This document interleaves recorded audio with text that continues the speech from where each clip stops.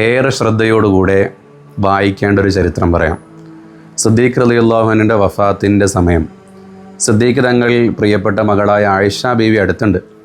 ആയിഷ അമ്മയോട് ചോദിക്കുന്നുണ്ട്, മോളെ, നബി സല്ലല്ലാഹു അലൈഹി വസല്ലം തങ്ങൾ ഏത് ദിവസത്തിലാണ് വഫാത്താകുന്നത്? ആയിഷ അമ്മയുടെ മറുപടി, അതൊരു തിങ്കളാഴ്ച ദിവസമായിരുന്നു ഉപ്പ.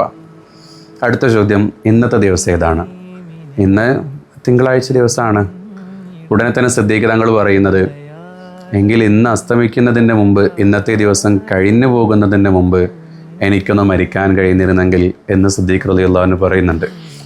നമ്മളിവിടെ മനസ്സിലാക്കേണ്ട ഒരു പ്രധാനപ്പെട്ട കാര്യം, സിദ്ദീഖ് തങ്ങളായിക്കോട്ടെ, മറ്റു റസൂലുള്ളാഹി സ്വല്ലല്ലാഹു അലൈഹി വസല്ലം തങ്ങളെ സ്നേഹിച്ചവരായിക്കോട്ടെ, അവർക്ക് വഫാത്തിൻ്റെ സമയമാണെങ്കിലും ജീവിതത്തിൻ്റെ സമയമാണെങ്കിലും ഒക്കെ തിരുനബിയെപ്പോലെ ആകണം എന്ന് ചിന്തിക്കുന്നവരാ. അതിൻ്റെ പ്രധാനപ്പെട്ട റീസൺ അവർ മുത്തുനബിയെ നന്നായി പഠിച്ചതുകൊണ്ടാണ്. ഹബീബായ തങ്ങളെ എത്രത്തോളം പഠിക്കുന്നോ അത്രത്തോളം നമുക്ക് മുത്തുനബിയെ അനുകരിക്കാൻ പറ്റും. റബീഉൽ അവ്വൽ മാസത്തിൽ നമുക്കങ്ങനെ മുത്തുനബിയെക്കുറിച്ച് പഠിക്കാൻ കുറച്ച് സമയം കണ്ടെത്തിയാൽ എത്ര മനോഹരമായിരിക്കും. റബീഉൽ അവ്വൽ മാസത്തിൽ നമുക്ക് നബി സല്ലല്ലാഹു അലൈഹി വസല്ലം തങ്ങളെ സ്നേഹിച്ച ആളുകളുടെ കുറച്ച് ചരിത്രങ്ങൾ കേട്ട് നമ്മുടെ ജീവിതത്തിൽ അതൊക്കെ പകർത്താൻ കഴിയുക. അതോടുകൂടെ റസൂലുള്ളാഹി സ്വല്ലല്ലാഹു അലൈഹി വസല്ലം തങ്ങളുടെ ഒരു 30 സുന്നത്തുകൾ കൂടി പഠിക്കുക. അങ്ങനെ റബീഉൽ അവ്വൽ കഴിയുമ്പോഴേക്ക് തിരുനബിയുമായി കണക്റ്റഡ് ആയൊരു ജീവിതത്തെ കൊണ്ടുവരാൻ നമുക്ക് പറ്റണം. അതിനുള്ള നല്ലൊരു വഴി സുലൂക്ക് നമ്മുടെ മുന്നിൽ തുറന്നു വയ്ക്കുന്നുണ്ട് ഇൻഷാ അല്ലാഹ്.